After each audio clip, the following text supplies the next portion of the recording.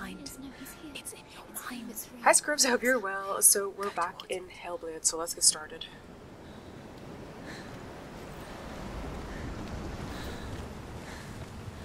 I honestly thought she was dead for a moment.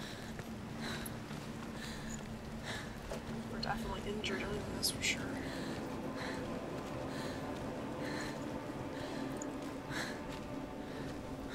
Really bridging.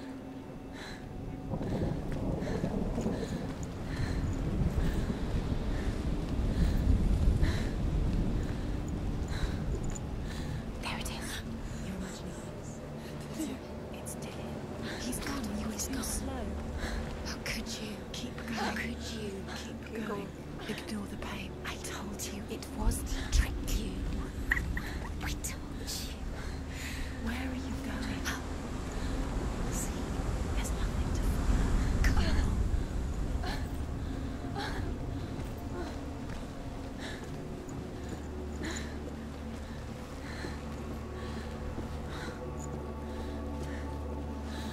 Before she first met him, she was not in a good place.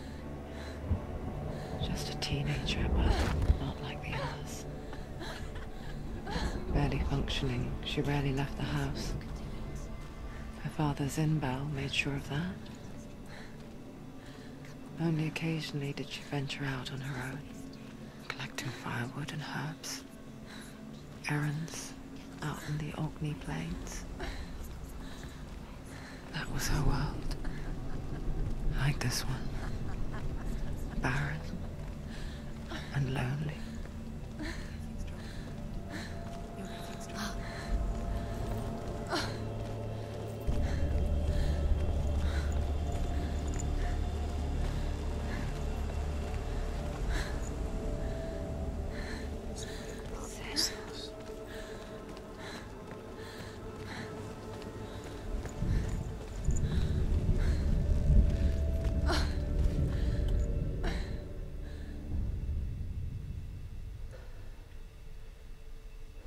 Senua, there will be times that you will feel alone and exhausted, like a strange little fish swimming against the tides of the big ocean. But have the faith to let go and let the tide carry you away. Because the whole ocean is your home, and it does not ask you to swim against it.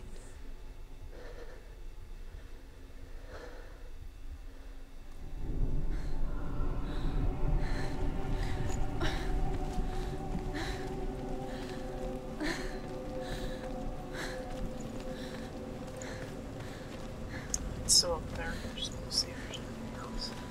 Right here.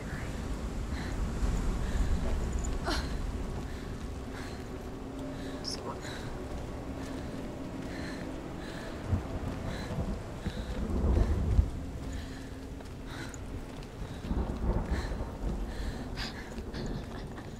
It's already disappeared. Nothing lives here, not even you. It's in your mind.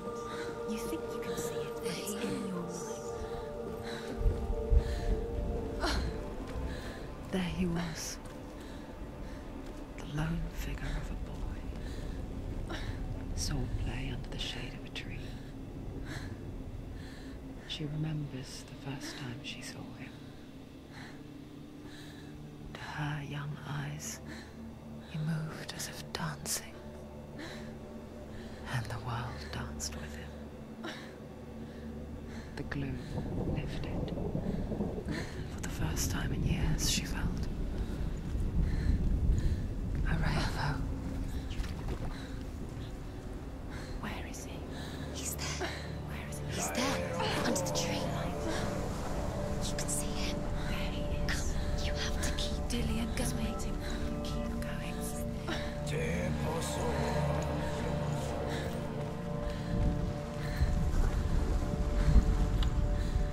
The Northmen tell of a great hero. His name is Sigmund.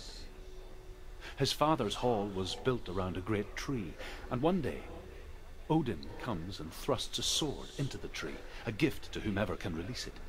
Many try, but the sword only comes out at Sigmund's touch. His brother-in-law, King Siggeir, wants it, but Sigmund refuses him, so King Siggeir plots revenge. He invites Sigmund and his brothers to a feast, but when they arrive, they are met with an army, not a warm welcome. King Siggeir captures Sigmund and his brothers, steals his coveted sword, and readies them for execution.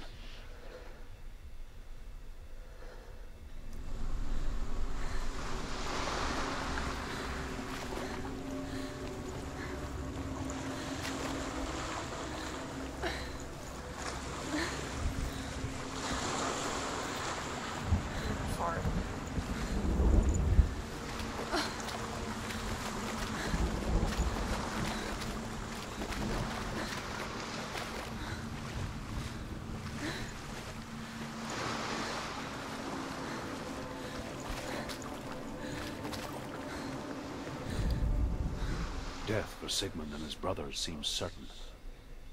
But the king's wife is Sigmund's sister, and she begs for mercy and implores the king to chain them up instead. He agrees. Not for mercy, though, but because he plans an even more cruel and lingering death. Chained to a tree in the forest that night, a she-wolf comes and devours one of Sigmund's brothers. She returns, ravenous, night after night, until only Sigmund is left. The next day, Sigmund's sister sends a servant with honey to smear on Sigmund's face. But to what end? Well, that night, when the she-wolf appears again, you'll never guess what happens.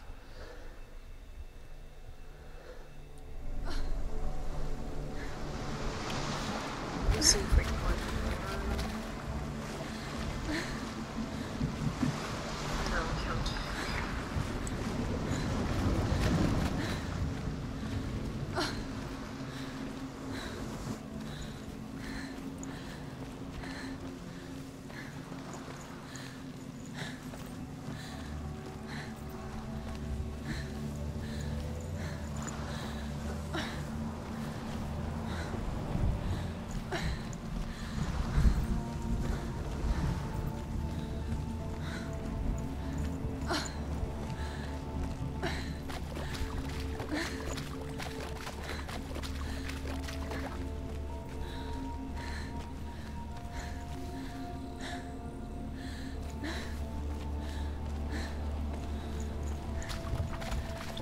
Far along the beach we can go, but I want to see how far we can go before we go back to where that door is. So it's in some kind of territory. It's not.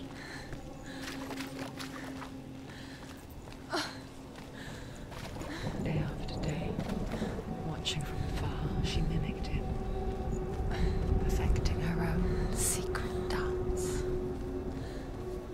wishing those fleeting moments of light would stretch out to last forever.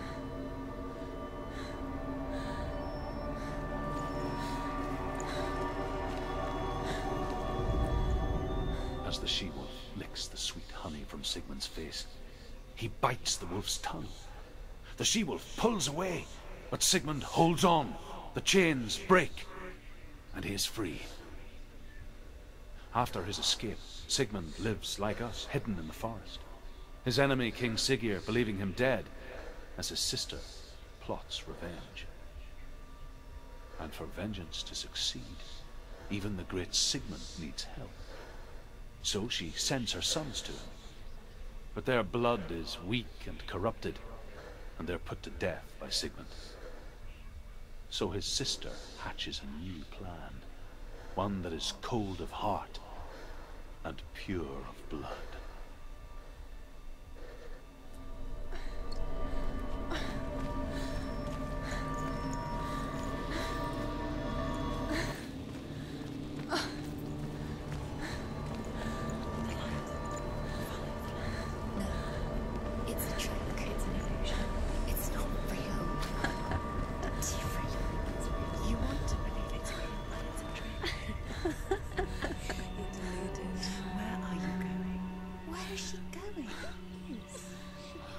What is she following?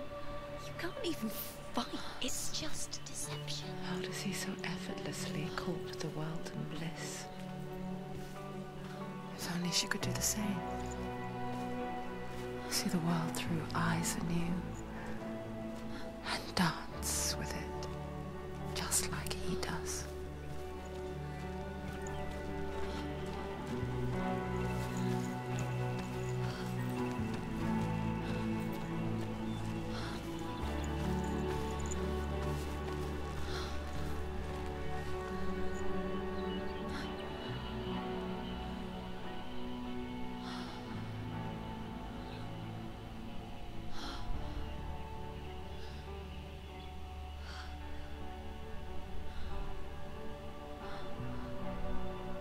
What's your name? Senua. I haven't seen you before. I don't leave home much. Oh, Zenua's daughter. I have to go. Wait. Who taught you to fight like that? No one. No one? Well, I watched you, and You learnt all of that from watching me? You should become a warrior, you know. me? I'm Dillian. I'm here for the warrior trials. Just come and watch. And bring your sword. You can't put it into words. That moment when you look into the eyes of the one who's supposed to reassure you, make you feel safe. It only takes an instant. Fear swallows you before you have a chance to make sense of it. And darkness becomes a part of who you are. You killed him. But her world changed the day the Northmen took him from her. Senua knows that there's no going back to how things were. That there's nothing to go back to at all. Stay still, stay quiet, hide, don't tell her. Their gods can see into your mind. They will use this power to destroy They you. won't stop me. I can still feel him. Whatever's left of him, they will never let him go. I'm not gonna let him rot here. You're the one rotting here. Leave me alone. You will die here. No. And all your suffering will have been for nothing. Shut up!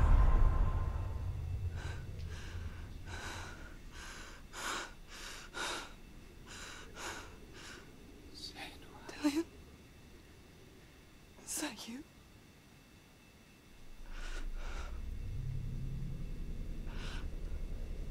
I'll find you, man. I promise.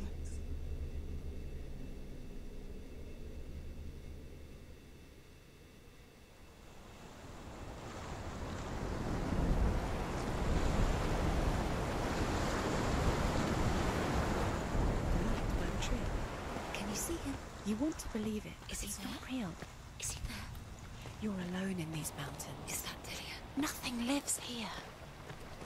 You won't survive. You met him by a tree. She met him by a tree. Maybe it's a sign of the tree. What's he trying to tell you? He's waiting for you by the tree.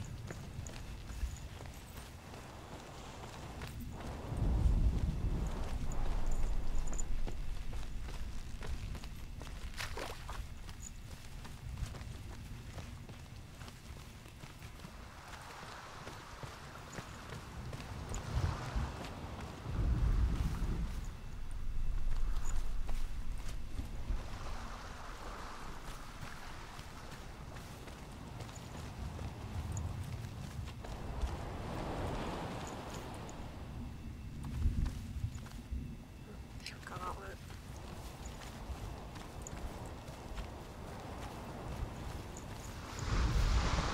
Sigmund's sister trades shapes with a sorceress, and in disguise, she lies with her own brother. She gives birth to a son named Sinfjotli. After a time, she sends him to the forest to Sigmund.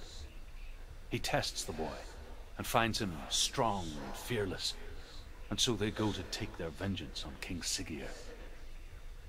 But luck is not on their side. They're captured, and Siggeir has them buried alive.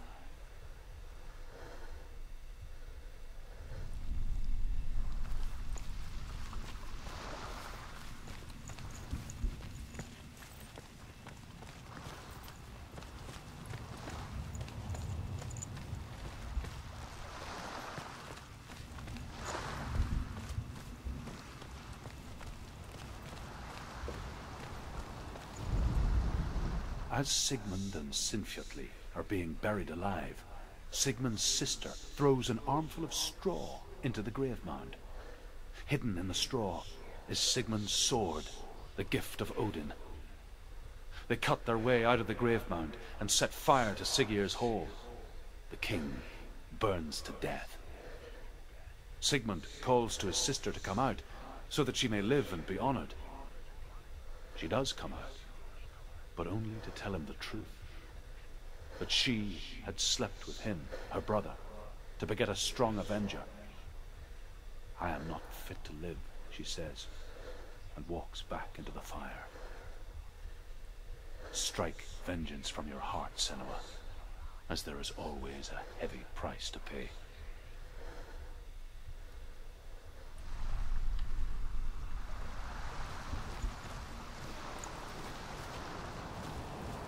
I assume that's the way up to the tree.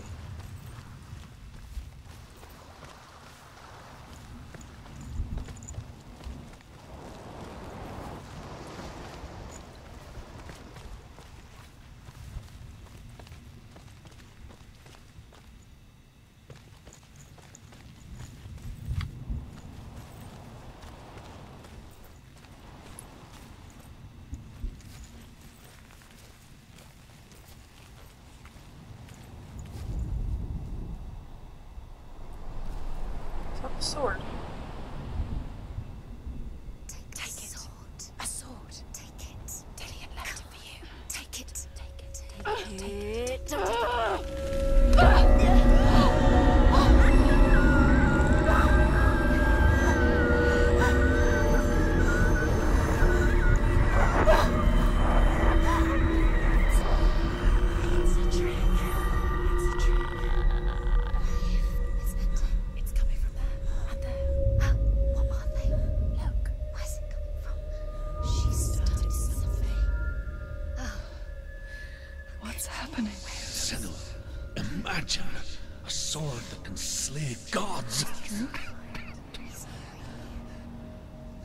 Its name is Gramr. It was forged by the god of all Northmen, Odin, and gifted to Sigmund, a great warrior. I need this sword. It's important. Can you help me? The sword appears whole, but it is an illusion. It shattered into shards long ago. It is said a great warrior can reforge Gramr by answering the trials of Odin, one for each shard. The roots of the Tree of Death will take you to new lands, where you will face the trials. Go to the shards. Go to the shard. Go to the shards. What's the shard? Find it. It's the metal stones. Where is it? Find it. There it is. Focus. There's the shard. Focus. Focus. Use your eyes. Look. Get closer. What can you see? A king in the north forced the dwarves to make a sword that would never fail and never rust, and that would slice through iron and stone and bring victory to its bearer. But the angry dwarves cursed it. It would be the death of a man every time it was drawn, and it would be the death of the king. Let me tell you about the sword Tyrving.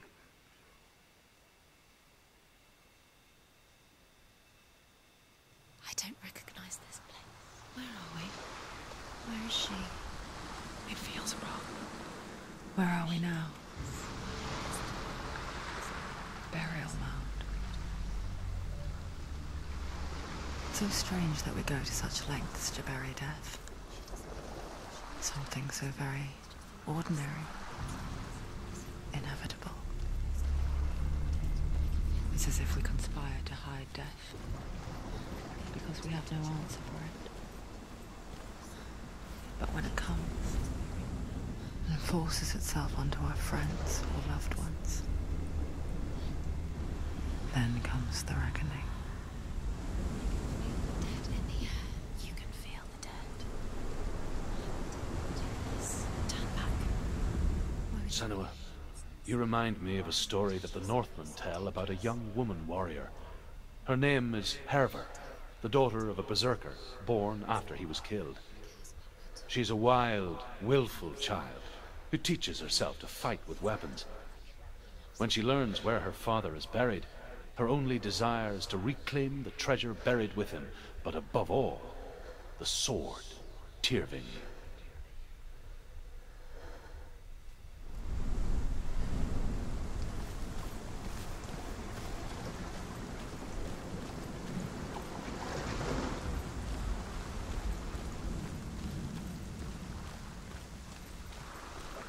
It's almost like it's familiar, but it's not at the same time. The tree. Over there in the distance.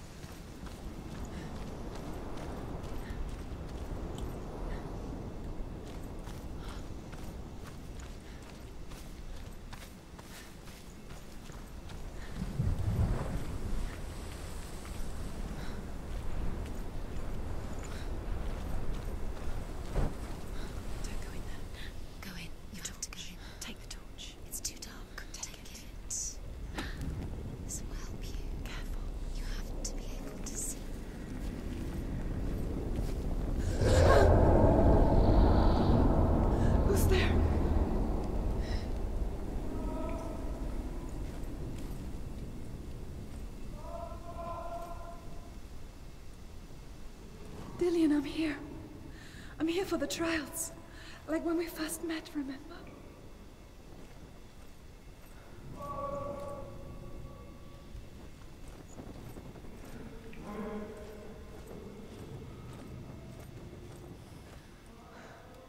I'll find him.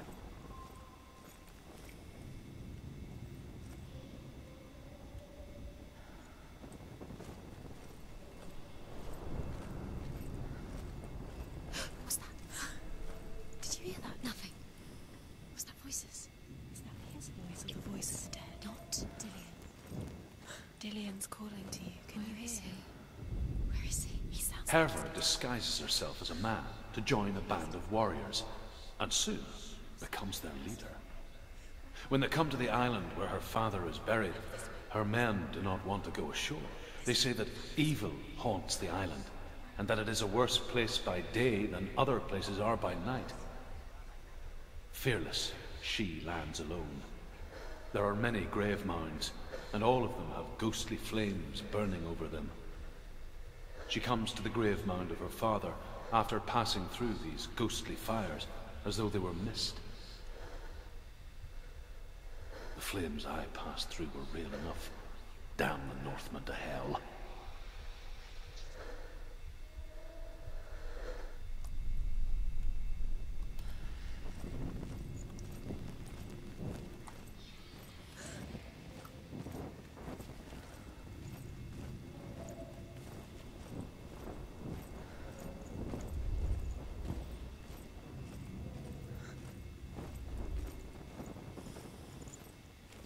Don't touch the walls. You don't know what they might do. Turn back. She has to keep going. It's not safe here. She has to keep going. If you go down there, no one can save you. It's too scary. I can hear him.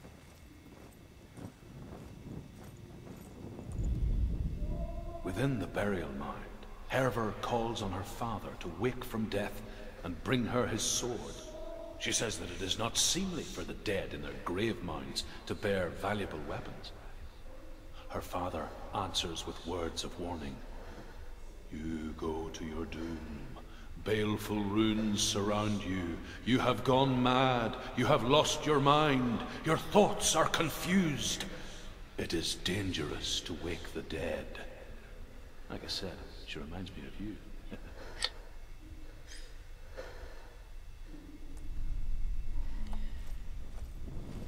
The voice is getting louder. Listen.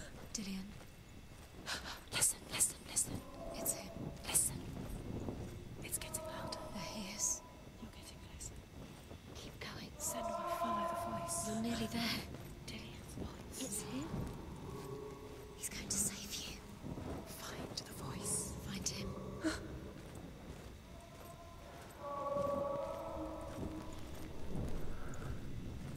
Find another way. It's not working. You have to use your mind. Where can you go? You're failing. Find another way. Think. Focus. Use your mind. Where's he gone? He's disappeared. You let him slip through your fingers once again. Think clearly. You have to find another way. There has to be another way.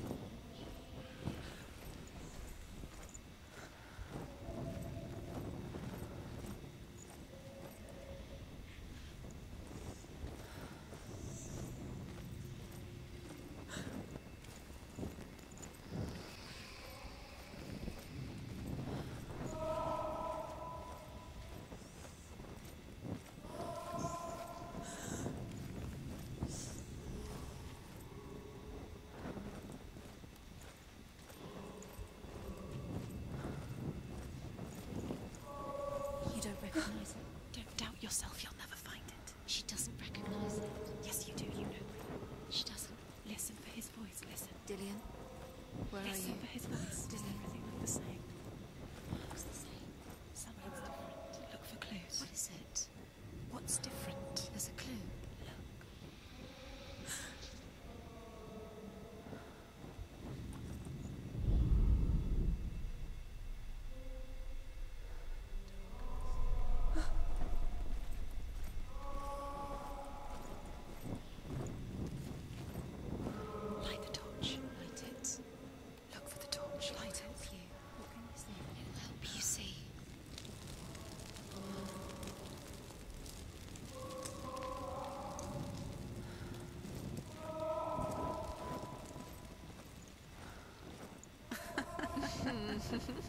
Where are we? She has no idea. We're going round in circles. You have fallen in. You think that sound is Dillian's voice? It's a trap. You've walked right into their hands. They have you right where they want you. How could you? You think that voice is Dillian's? It's not. It's beckoning you to your death.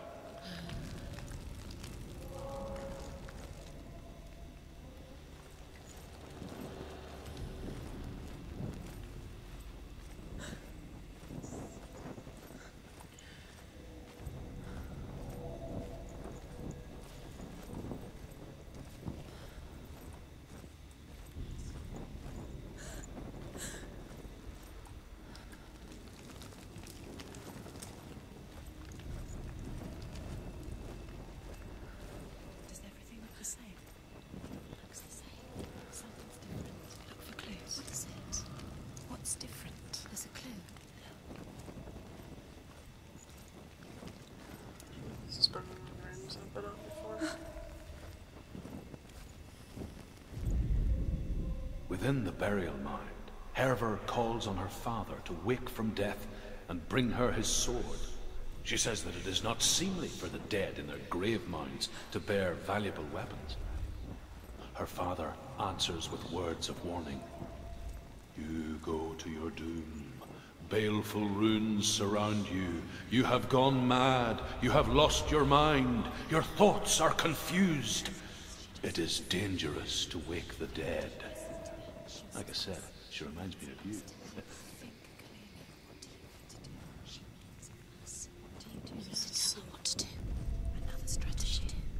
Within the burial mound, Herver calls on her father to wake from death and bring her his sword. She says that it is not seemly for the dead in their grave mounds to bear valuable weapons. Her father answers with words of warning. You go to your doom. Baleful runes surround you. You have gone mad. You have lost your mind. Your thoughts are confused. It is dangerous to wake the dead. Like I said, she reminds me of you. Anyway, Scrubs, I will leave it there. I hope you had a lovely day, and bye guys!